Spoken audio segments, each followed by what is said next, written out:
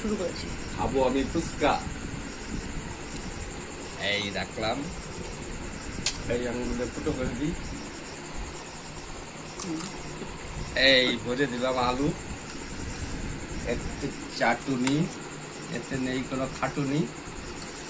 এইবার টকের জল, বাহ, এই প্লেটটা নিয়ে এবার মুখে দেবো ভরে।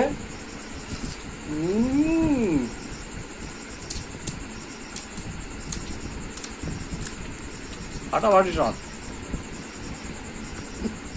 খেতে থাকি, গল্প কাকুর অল্প খাওয়া, খেতে থাকি, আপনারা দেখতে থাকুন, এইভাবে খেতে থাকি, খেতে থাকি আস্তে আস্তে।